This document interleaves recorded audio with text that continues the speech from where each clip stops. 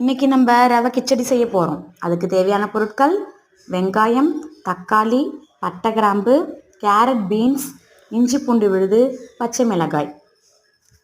ஒரு பாத்திரத்தில் 1 ஸ்பூன் நெய் விட்டுக்கிறோம். நெய் நல்லா உருகினதுக்கப்புறம் ஒரு 3 ஸ்பூன் கடலை எண்ணெய் ஊற்றிக்கிறோம். கடலை எண்ணெய் நல்லா காயணும்.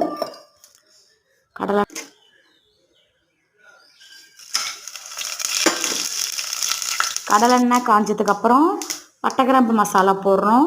பட்டை கிராம்பு மசாலா நல்லா வதங்கணும். வதங்கினதுக்கப்புறம் வெங்காயம் போடுறோம். வெங்காயம் போட்டு நல்லா வதக்குறோம்.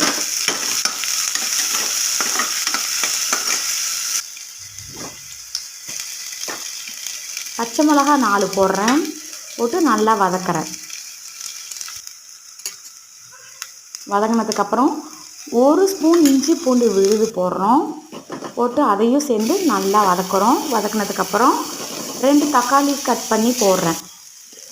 கட் பண்ணி போட்டுட்டு அடுத்தது பீன்ஸ்,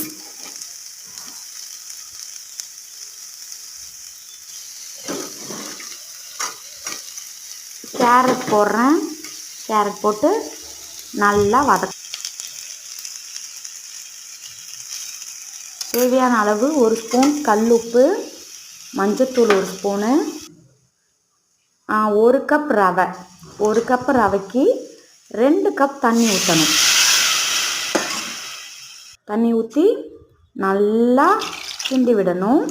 அந்த தண்ணி நல்லா கொதிக்கணும். நல்லா கொதித்து கேரட் பீன்ஸ் எல்லாம் வெந்திருக்கணும். அப்புறம் அந்த 1 கப் ரவையை அதில் யூஸ் பண்ணணும்.